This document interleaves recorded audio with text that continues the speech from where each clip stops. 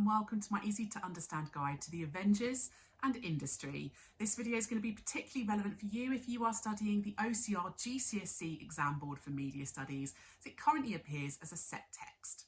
The set episode for study is currently Series 4, Episode 1, but this particular video is going to cover the Avengers as a series in general as well. The Avengers was produced by ABC Television, which later became Thames TV. ABC stood for Associated British Corporation. It was a franchise of ITV, and it used to be regional, which meant there were different areas for different parts of the country. ABC Television had 3 production studios, which meant they were able to make programmes themselves. This is where it becomes a bit confusing. Series 4 of the Avengers, which is currently where the set episode falls at the moment, was actually sold to ABC, the American broadcasting company, so another ABC. That's how they got it shown in America, distributed in America. They sold it $2 million for 26 episodes. It was the first British series on American primetime TV. ABC as a TV channel used to be a subsidiary of Disney, although it isn't anymore. Obviously, being a subsidiary of Disney meant that they could afford to buy a programme like this and distribute it on their subsidiary channel ABC. In the UK, obviously, it was shown on ITV because ABC Television was a franchisee of ITV. ITV is funded through commercials, which means there's ad breaks. That means that the majority of programmes on ITV tend to be stuff that the channel knows will be popular with audiences. They want to attract a lot of audiences so that they can sell those ad breaks for high prices to advertisers. So they look for programmes that are mainstream, successful and popular.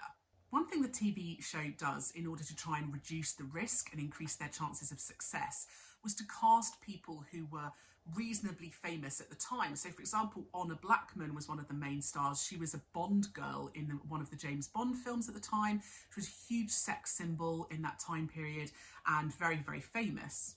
Diana Rigg, also one of the Bond girls in the James Bond franchise, another sex icon at the time. So perhaps targeting quite a male audience, but also quite a mainstream audience. Diana Rigg did eventually leave the series after she discovered she was being paid less than the cameramen, and that's after she was given a raise. And that perhaps reflects the misogyny at the time, where men were often paid more than women. The series was filmed on 405 line videotape, so using some of the new technology available at the time. They utilised a multi-camera setup, meaning they had lots of different cameras filming at the same time to get different angles. And almost the entire series was filmed in a studio to enable that to happen. It cost £56,000 per episode to make at the time, which at the time of making the show was very high budget. When they did their deal with ABC for Series 4, it meant that they had an increased budget and so they could spend more on production. So for Series 4, they were able to move to film on 35mm film. That meant that the programme is now compatible with US television and had a more kind of high quality visual aesthetic. Being 35mm though meant that they were no longer filming on a multi-camera setup. That would have been too expensive. So they moved to filming on a single camera setup for Series 4. This did allow them to be a bit more free. Being on one camera meant that they could do a lot more movement, they could do a lot more external outdoors shots as well. Other things they did with their budget were things like featuring very expensive cars being driven around, which I guess is very similar to James Bond. And they also had kung fu experts coming onto the show and teaching the actors how to do martial arts. This was the first kung fu ever shown on American and British TV as well, so kind of paving the way and breaking boundaries. They added a kind of prologue to the show to kind of explain the series for American audiences. And it was very successful. Series 5 was even in colour, which was quite expensive at the time. There was a range of marketing for the show. So for example, there were novels that were released in conjunction with the show. And there was an annual in 1969 that people would often buy to collect.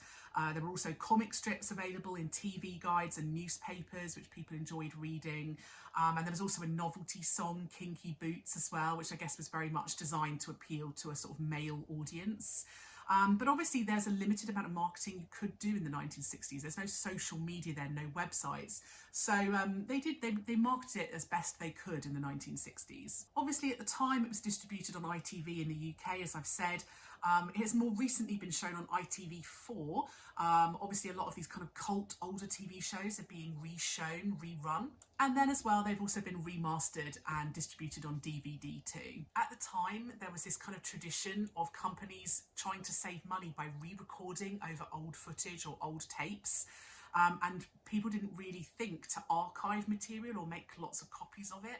So a lot of the original episodes of the Avengers were lost, but the ones that have been found have been saved and shown on ITV4 more recently.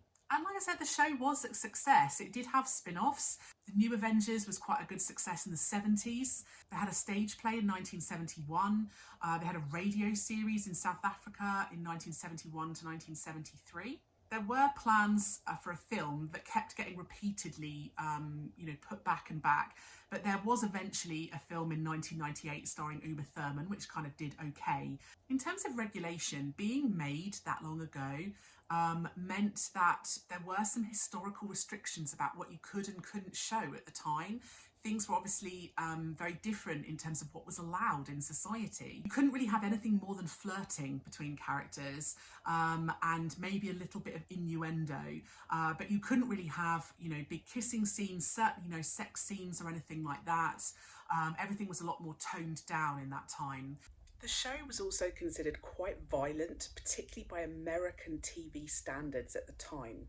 It had to be shown very late at night as a result, and that may have alienated some audiences. Perhaps less successful more recently, because perhaps more audiences have started to realise that the show was quite sexualised and misogynistic and was very much designed to put women in skimpy outfits, and perhaps more modern audiences see that for what it was.